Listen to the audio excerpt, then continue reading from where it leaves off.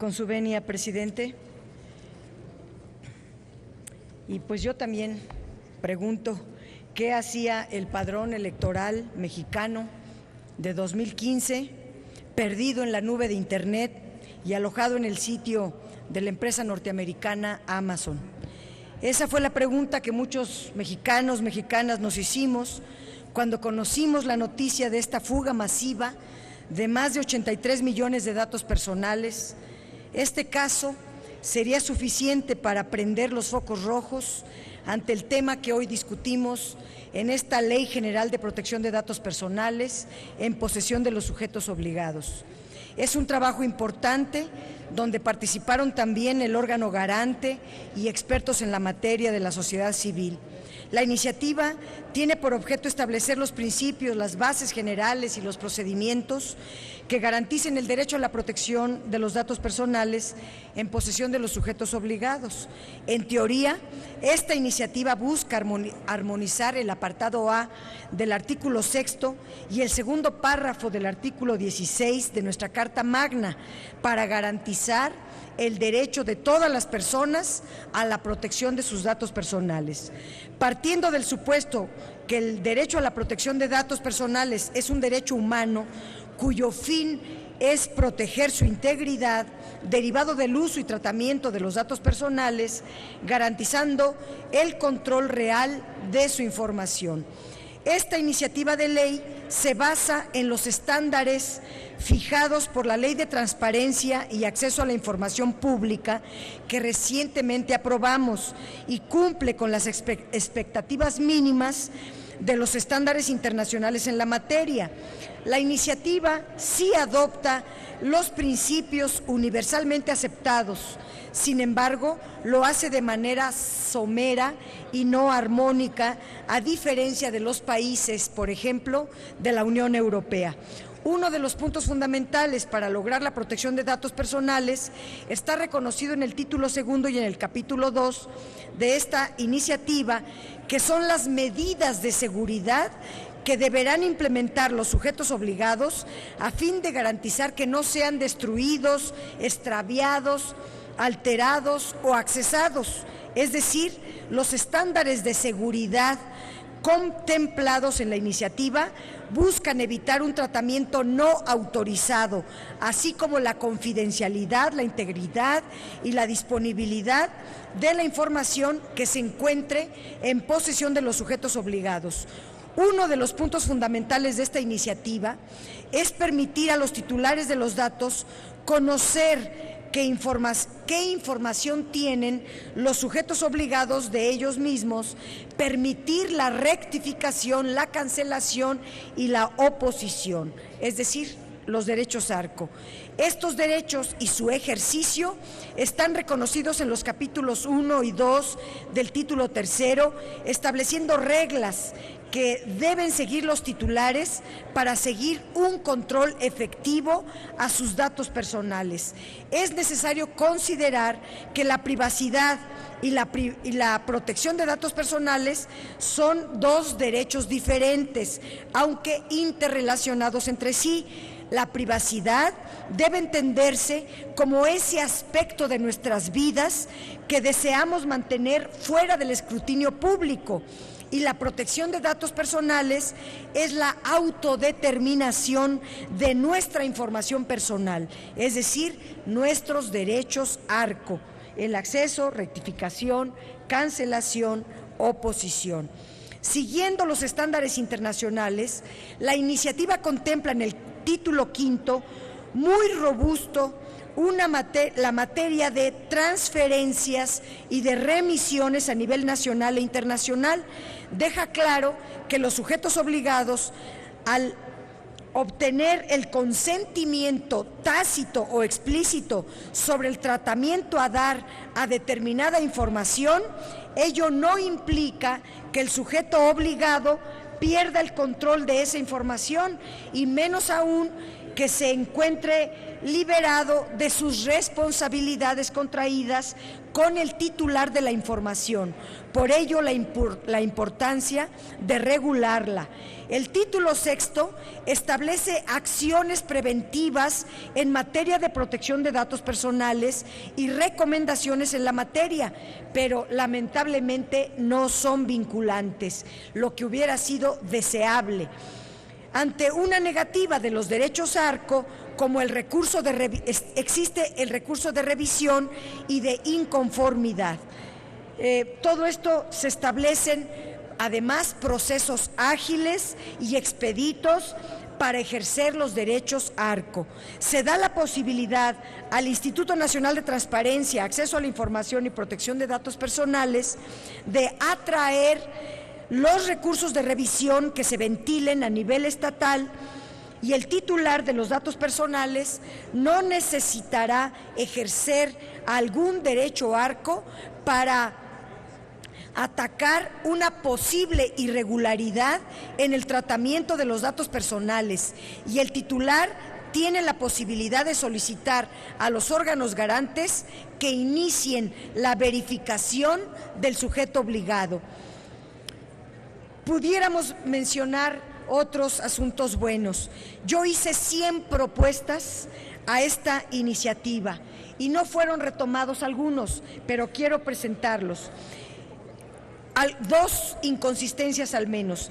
El artículo 5, fracción cuarta, se establece una clasificación o se clasifica como fuente pública a los medios de comunicación social, los cuales no son definidos en esta ley, pero todos sabemos que los medios de comunicación social los podemos señalar, pues todas las redes sociales, el Facebook, el Twitter, el Periscope, etcétera, etcétera, los cuales pueden ser considerados como correspondencia o una extensión de nuestro domicilio, y conforme al artículo 6 constitucional son inviolables, salvo que exista una orden judicial. El artículo 5 es contradictorio con lo señalado en el artículo 81 de esta iniciativa, que señala en su último párrafo que las comunicaciones privadas son inviolables, reconociendo que solo la autoridad judicial federal que faculte la ley o el titular del Ministerio Público de la entidad federativa correspondiente podrá autorizar la intervención. Entonces resulta contradictorio el artículo 5, fracción cuarta, con el artículo 81. Entonces hay que eliminar la fracción cuarta del artículo 5 para que solo prevalezca la redacción del artículo 81 y así no permitir contradicciones o espacios para la confusión. Por otro lado, una de las finalidades últimas del derecho a la protección de datos personales es permitir al titular de los datos un verdadero control real e informado sobre la recolección, uso y destino de su información, el cual se logra con el consentimiento tácito o explícito del aviso de privacidad. Si bien la iniciativa de ley, en términos generales, responde a los estándares internacionales en materia de protección de datos personales, su redacción presenta diversas áreas de oportunidad, por lo que yo quiero sugerir la incorporación del término portabilidad de datos en el artículo 3. Aparentemente este tema se plasma en el artículo 57, que establece que la transferencia de datos se podrá realizar siempre y cuando se tenga el mismo formato electrónico. Hay confusión en términos, de ahí la necesidad de definir claramente lo que se entiende por portabilidad de datos. El artículo 57 utiliza términos como formato estructurado y comúnmente utilizado, pero los datos se dividen en dos: los estructurados y los no estructurados. El término comúnmente utilizado no existe en la legislación internacional de datos personales. Los datos estructurados se refiere a las bases de datos, es decir, a la sistematización de la información personal, y los datos no estructurados se refieren a los archivos planos, es decir, a los que conocemos normalmente como formatos, el PDF, el XML, etcétera. Por ello consideramos necesario que la Ley General incluya la definición sobre la portabilidad de los datos, que son las soluciones técnicas o formatos usados para la transferencia de datos. Aquí aparentemente se están revolviendo los conceptos. Con el fin de lograr una mayor claridad en los principios que contempla el artículo 16 de esta iniciativa, proponemos dar una definición de todos y cada uno de estos principios.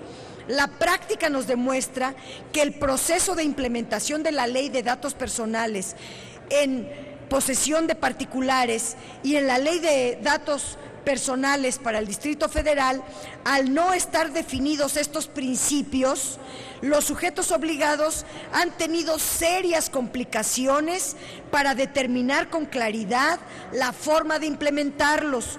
Un ejemplo de esto es la imperiosa necesidad en la que se vio obligado el InfoDF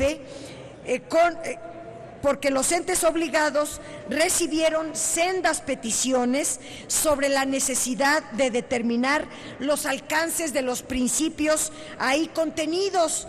Entonces el InfoDF tuvo que emitir unos lineamientos para la protección de datos personales en el Distrito Federal. La Ley General, de acuerdo a lo que estableció la Suprema Corte de Justicia de la Nación, es ley suprema junto con la Constitución Federal, y las leyes federales y estatales tienen que apegarse a ellas. Bajo esta tónica proponemos las definiciones en el anexo, el principio de proporcionalidad, el principio de calidad de los datos, el principio de especificación del propósito o la finalidad, el principio de limitación de uso, el principio de seguridad de los datos, el principio de acceso y oposición, el principio de transparencia, el principio de acceso o información.